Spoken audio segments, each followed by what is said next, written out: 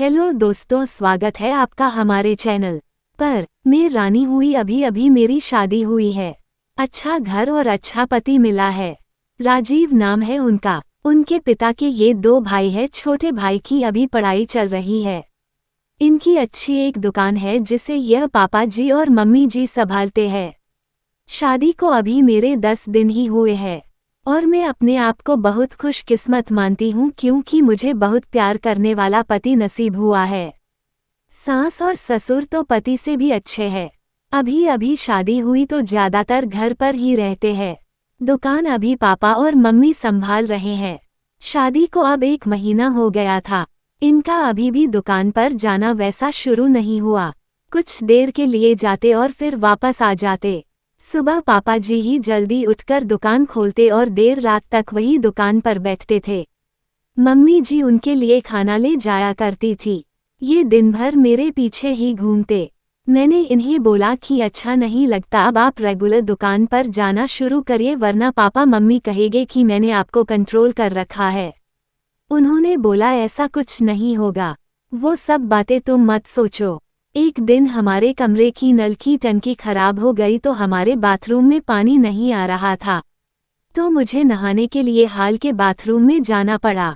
मेरे पति तब सो रहे थे, मैं बाथरूम में नहाने गई।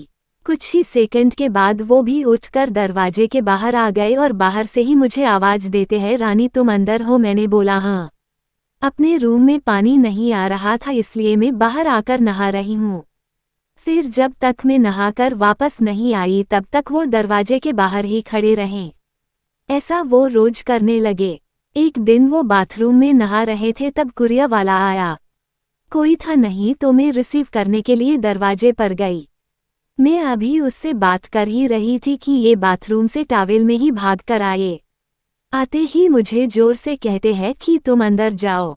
फिर उसके जाने के बाद किचन में आकर मुझसे कहते हैं कि इस तरह अनजान आदमी से बात करना सेफ नहीं है, तुम ध्यान रखा करो।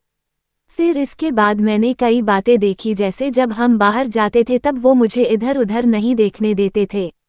कहीं खाना खा रहे होते थे तो मेरी नज़रें कहाँ हैं, मैं किसे देख रही हूँ देखते थे। बार बार अपनी जगह बदलते रहते थे। मेरे पति का ये स्वभाव मेरे सास ससुर भी देख रहे थे। एक दिन पापा ने उन्हें दुकान के काम से बाहर जाने को कहा तो उन्होंने मना कर दिया। फिर पापा को ही जाना पड़ा।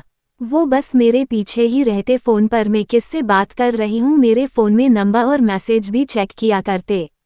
ये सब देखने के बाद मैंने सोच लिया कि अब उनसे बात करनी होगी। इसलिए फिर एक रात मैंने उनसे कहा कि आपको मैं कैसी लगती हूँ? वो बोले बहुत अच्छी। मैंने कहा आप मुझ पर विश्वास करते हैं? वो बोले क्यों, क्या हुआ?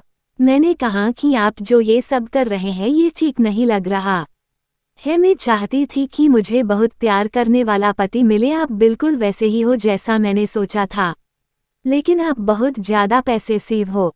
क्या आप मुझ पर शक करते हैं? क्या आपको लगता है मैं आपका भरोसा तोड़ूंगी? वो बोले नहीं, ऐसा नहीं है। फिर मैंने कहा कि आपसे अच्छा पति मुझे नहीं मिल सकता, लेकिन आपको अपने पर थोड़ा नियंत्रण और मुझ पर विश्वास रखना होगा वरना यह आगे चलकर हमारे लिए ही झगड़े और लड़ाई का कारण बनेगा। मुझे पता है शायद आपको मुश्किल लगेगा, लेकिन आप थोड़ा थोड़ा बदलिए, मैं आपके साथ हूँ। वो बोले हाँ, मैं कोशिश करूँगा। अगली सुबह मैंने उनको उठाया और कहा कि दुकान आप जाएंगे और खाने के पहले नहीं आएंगे।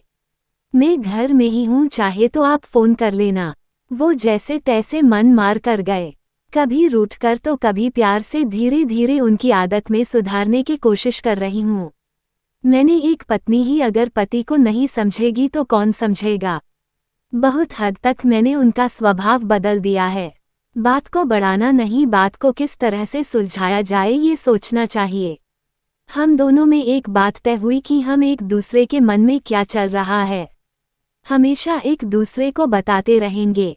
बात नहीं करना, अपनी बात मन में ही रखना ही किसी समस्या को जन्म देता है। तो दोस्तों, ये कहानी आपको कैसी लगी हमें कमेंट करके जरूर बताएं और इस कहानी को अपने दोस्तों के साथ शेयर जरूर करें। धन्यवाद।